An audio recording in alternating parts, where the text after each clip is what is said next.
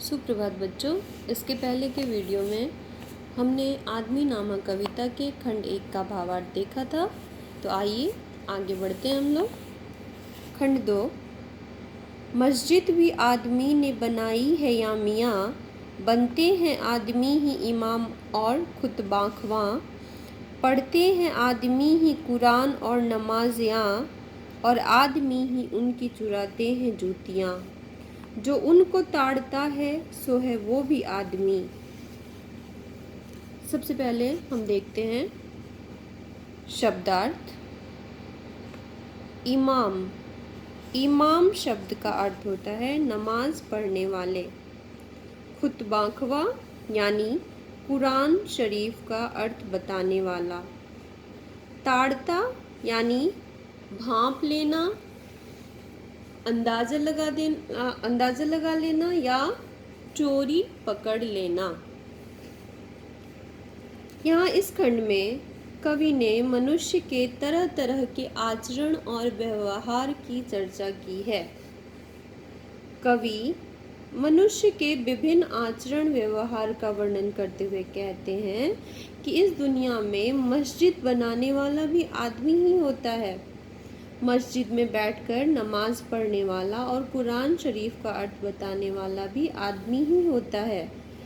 आदमी ही खुतबाखवा से कुरान शरीफ का अर्थ सुनते और मस्जिद में नमाज पढ़ते हैं। जो दुष्ट और नीच स्वभाव के आदमियों पे नज़र रखते हैं, उन्हें वे मस्जिद में आकर इमामों और नमाजियों की जूतियाँ चुरा ले जाते हैं। वे भी आदमी ही होते हैं।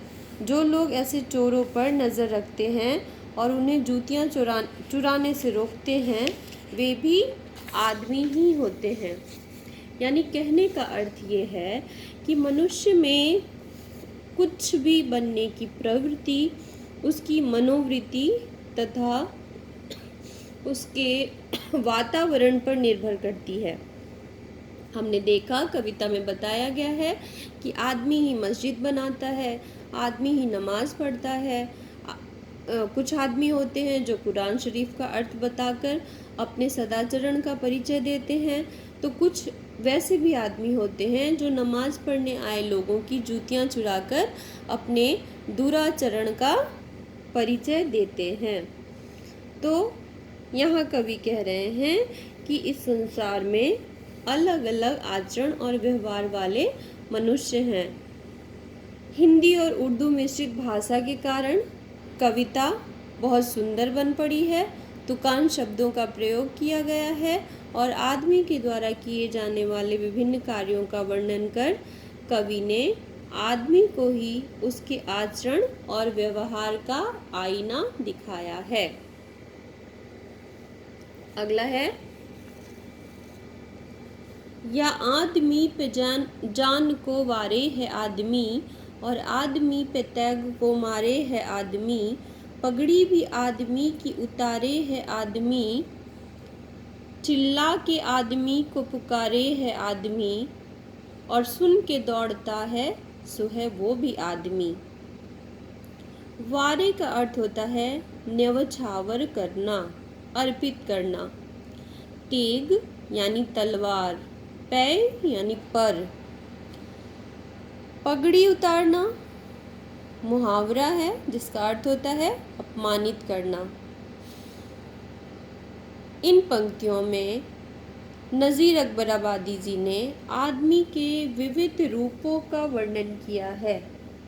कवि ने आदमी की परस्पर विरोधी भूमिकाओं का चित्रण कर उसके सकारात्मक और नकारात्मक रूप को हमारे सामने प्रस्तुत किया है। कवि कहते हैं कि आदमी ही दूसरे आदमी पर अपना जान न्यौछावर कर देता है। कोई आदमी होता है जो दूसरों को बचाने के लिए अपने जान की परवाह किए बिना अपने जान को न्यौछावर कर देता है, और कभी कभी आदमी ही दूसरे आदमी को तलवार के घाट उतार देता है। आदमी ही आदमी की इज्जत उतारता है, तो ज़रूरत पड़ने पर आदमी ही आदमी को चिल्लाकर सहायता के लिए पुकारता है। जो आदमी पुकार सुनकर सहायता के लिए दौड़ता है वह भी आदमी ही है। इन पंक्तियों में कवि यह कहना चाहते हैं कि आदमी के कई रूप होते हैं। कैसे? हमने देखा कि आदमी ही दूसरे आदमी की सहायता करता है, उस पर जान न्यौछावर करता है। सहायता करने के लिए आदमी ही आदमी को पुकारता है, आदमी ही सहायता के लिए दौड़ता है, तो दूसरी ओर आदमी ही आदमी पर तलवार से वार भी करता है। एक आदमी ही दूसरे आदमी की इज्जत उतारता है। इस प्रकार विभिन्न परिस्थितियों में आदमी के विभिन्न रूपों को कवि ने हमारे समक्ष प्रस्तुत किया है।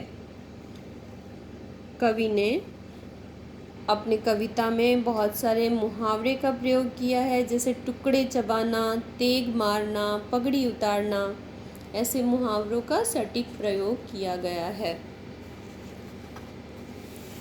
चौथा, अशराफ और कमीने से ले शाह ता वजीर, ये आदमी ही करते हैं सब कारे दिल पजीर।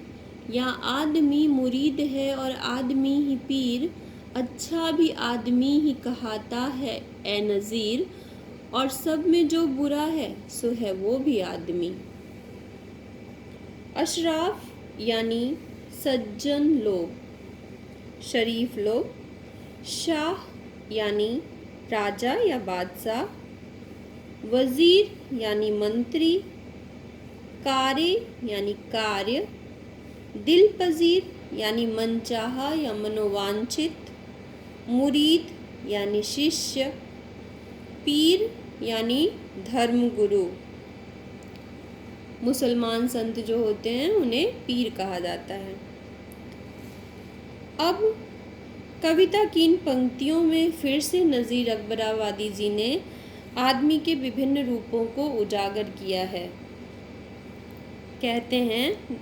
कवि कहते हैं कि कुछ आदमी शरीफ होते हैं तो कुछ आदमी नीच स्वभाव के होते हैं। बादशाहों से लेकर मंत्रियों तक सब मनमाने काम करने वाले लोग आदमी ही होते हैं। इस दुनिया में आदमी ही शिष्य होता है और आदमी ही पीर पैगंबर कहलाता है। अच्छा काम करने वाला भी आदमी ही है और बुरा काम करने वाला भी आदमी ही कहलाता है। कवि इन पंक्तियों से यह स्पष्ट करना चाहते हैं कि चाहे वह भले आदमी की भूमिका हो या बुरे आदमी की, चाहे बादशाह की भूमिका हो, चाहे मंत्री की, चाहे पीर पैगंबर की भूमिका हो, चाहे उनके शिष्य की, अच्छे काम करके अच्छा कहलाने वाला भी आदमी ही है और बुरे काम करके बुरा कहलाने वाला भी आदमी ही होता है। इस प्रकार इस कविता के माध्यम से कवि ने विभिन्न प्रकार के मनुष्यों के बारे में हमें बताया है कि मनुष्य के अलग अलग रूप हैं, कुछ के सकारात्मक हैं तो कुछ के नकारात्मक। परिस्थितियों के अनुसार मनुष्य के अलग अलग रूप होते हैं।